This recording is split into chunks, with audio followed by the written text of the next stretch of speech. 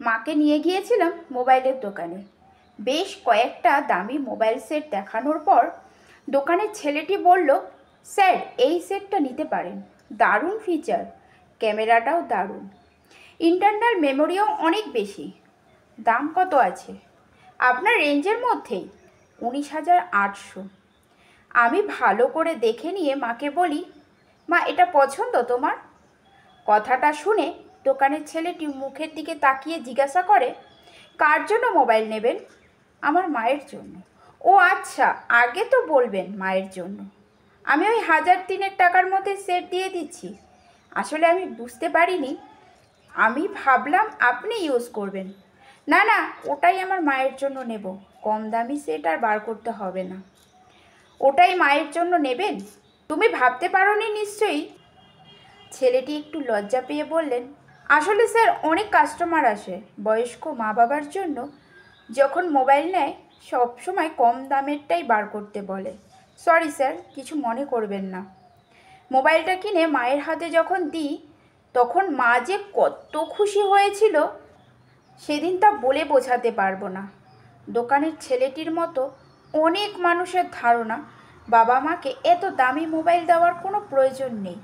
তো পাশের বাড়ির একজন দাদা আমাকে বলেছিল, এত দামি মোবাইল মাকে দিয়েছিস, তোর মা স্মার্টফোন ব্যবহার করতে পারবে তো? শুধু কথা বলার জন্য দামি মোবাইল কিনে ফালতু খরচ করার কোনো দরকার ছিল? ওই দাদার কথাটা শুনে খুব খারাপ লাগছিল, তাই ওই দাদাকে বলেছিলাম, আমি আমার মায়ের জন্য খরচ করব, এটা ফালতু হয় কি করে? মা ব্যবহার করতে পারবে না এটা কে বলেছে? একজন অল্প শিক্ষিতা মা যদি তার ছেলেকে প্রফেসর তৈরি করতে পারে, সামান্য একটা মোবাইল ব্যবহার করতে পারবে না? মানুষজনের এই রকম ধারণাই থাকে, বাবা মা মানেই সব থেকে কম দামি জিনিস কিনে দিলেই হবে। কিন্তু কেন? আমার মায়ের হাতে যদি একটা দামি মোবাইল থাকে সেটা দেখে আমি খুশি হব, এটাই স্বাভাবিক। বাইরের লোক কে কী খুশি হলো কি না তা সেটা দেখে আমার কাজ নেই। তবে আমার জীবনে আমার মায়ের অবদান অনেক বেশি, কারণ বাবাকে বেশি দিন পাইনি। বাবা মারা গেছেন অনেক বছর আগে। আমার জীবনে মা একাই 100। চাকরি পাওয়ার প্রথম দিন কলেজে যেদিন জয়েন করলাম, সঙ্গে নিয়ে গিয়েছিলাম আমার মাকে। মা তো তাকিয়ে দেখছে চারিদিক। তারপর মা আমার দিকে তাকিয়ে বলে, এত বড় কলেজ, তুই এত বড় কলেজে পড়াবি? আমি তো ভাবতে পারছি না যে আমার ছেলে কলেজে পড়ায়। কলেজে সেদিন মাকে দেখে অনেককেই বলতে শুনেছিলাম, স্যারের মা। এমন কথাই তো মায়ের চোখে জল এসে গিয়েছিল। আমি দেখেছিলাম মা আঁচল দিয়ে চোখটা মুছে নিচ্ছে। আমার চোখে চোখ পড়ে যেতেই মা বলেছিল, চোখে কি একটা পড়েছে? তাই চোখ দিয়ে জল বেরিয়ে গেল। নিজেকে আড়াল করার চেষ্টা মা সব সময়ই করে গেছেন। আমাকে কোনোদিনই বুঝতে দেননি। কলেজ থেকে বেরিয়ে যখন মেন রাস্তায় এলাম তখন বারবার কলেজটাকে পিছন দিকে ফিরে তাকিয়ে দেখছিল। তারপর নিজের মনেই মা বলছিল, আজ যদি তোর বাবা বেঁচে থাকতো তাহলে এমন আনন্দটাও তোর বাবার সাথে ভাগ করে নিতাম। মায়ের কথা শুনে সেদিন আমিও নিজেকে আর সংবরণ করতে পারিনি। চোখের কোণটা চিকচিক করে উঠছিল। মাকে বলছিলাম, আমার জীবনের যত সার্টিফিকেট আছে এগুলো সবই তোমার প্রাপ্য। তোমার শিক্ষার মূল্য লুকিয়ে আছে আমার প্রতিটা সার্টিফিকেট আর মার্কশিটে। ওপরে আমার নামটা থাকলেও নেপথ্যে তো তুমি। আজকে কলেজে সবাই যখন বলছিল স্যারের মা, তখন তোমার জন্য গর্বে বুকটা ভরে যাচ্ছিল। তোমার মতোই তো কত মা আছে যারা আমার মতো স্যার তৈরি করে আমাদের সমাজকে উপহার দিয়ে চলেছে। আমি সত্যিই গর্বিত মা। এই অসম্ভব ক্ষমতা হয়তো প্রত্যেক মায়েদেরই থাকে।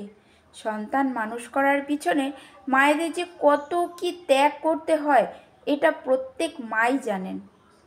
মনে আছে মা, মাধ্যমিক পরীক্ষার 1 সপ্তাহ আগে আমার ছোট মামার বিয়ে হলো। আমার পরীক্ষা, তাই তুমি যেতে পারবে না। মাকে আমি বারবার বলেছিলাম, তুমি যাও মা, একটা দিন তো, আমার অসুবিধা হবে না। মা কিন্তু যায়নি। আমার 3 মাসি সবাই এসেছিল। নিজের ভাইয়ের বিয়ে, কত আনন্দ, কত হই হুল্লোড়। মায়ের মন খারাপ হয়তো হয়েছিল সেদিন, আমি বুঝতেই পারিনি। ছেলেকে মানুষ করার জন্য কত কি ত্যাগ করে দিয়েছিল আমার মা। আর আজ সেই দিনগুলো। হয়তো মাকে ফিরিয়ে দিতে পারবো না, তবে ছোটোখাটো খুশি দিয়ে যদি এতটুকুও কিছু করতে পারি তবেই আমি সার্থক। কলেজে চাকরি পাওয়ার পর প্রথম দুর্গাপুজো। মা তো তো মাকে বললাম, মা পুজোতে কী নেবে বলো। মা হেসে বলে, আমার চাওয়ার কিছু নেই। বেশ, আমি তোমাকে 20,000 টাকা দিচ্ছি, তুমি তোমার পছন্দ মতো যা খুশি কিনো। মা একটু ভেবে বলে, শোন বাবা, একটা শূন্য কেটে যেটা হবে ওটাই আমাকে দিস, আর বাকি টাকাটা আমার আশেপাশের গরিব মানুষদের জন্য কিনতে চাই। 20,000 টাকায় 2-3টে দামি শাড়ি হয়তো কিনবো, একবার পরেই আলমারিতে পুরে দেব। তাতে লাভ কি? ওই টাকাগুলো বন্দি না করে যদি মুক্ত করতে পারি, তা মানুষগুলো পুজোতে পরে আনন্দ পাবে, আমি তাতেই খুশি হব। খুশিগুলোকে ভাগ করে নেওয়ার শিক্ষা মায়ের থেকেই, তাই প্রতি বছর পুজোতে কিছু গরিব মানুষদের জন্য কিছু টাকা বরাদ্দ থাকে। ওদের কেনাকাটা কমপ্লিট করে তবেই নিজের জন্য কিনবো মা। চাকরি পাওয়ার পর থেকে 5 বছর হলো। সেই সহযোগিতা আমিও করে যাই মায়ের সাথে। বাবা মা আমাদের জন্য সারা জীবন ধরে যা করেন, আমরা তার কতটুকুই বা তাদের দিতে পারি? কিছুই পারি না। নিজেদের কত স্বাদ জলাঞ্জলি দিয়ে আমাদের বড় করেন। বাবা মা যদি ওনাদের সব সেরাটুকু আমাদের দিতে পারেন, তাহলে আমরাই বা কেন নিচু মানসিকতা নিয়ে সব থেকে কম দামি মোবাইলটা কিনব? সেদিন স্মার্টফোনটা মায়ের হাতে দিয়েছিলাম, সেদিন মা কিছুই জানতো না। তবে আজ সব পারে আমার মা। ফেসবুক, হোয়াটসঅ্যাপ, ইউটিউবে গান, ভিডিও, মুভি সবটাই করতে পারে দক্ষতার সাথে। আমি মাকে শিখিয়ে দিয়েছি সব। একটুখানি সময় যদি ওনাদের জন্য দিই, তাহলে ওনারা শিখতে পারে বই কি। আমার বাড়িতে কম্পিউটার আছে। আমি মাকে বললাম, তোমাকে কম্পিউটারও শিখতে হবে। তারপর কম্পিউটার ক্লাসে মা ভর্তি হয়। 6 মাসের একটা বেসিক কোর্স করে মা নিজেই কম্পিউটার চালাতে পারে এখন। শুধু কম্পিউটার নয়, শরীরচর্চার জন্য জিমেও যায়। আমরা চেষ্টা করলেই পারি আমাদের বাবা মাকে ভালো রাখতে। সদিচ্ছা থাকলে কি না হয়।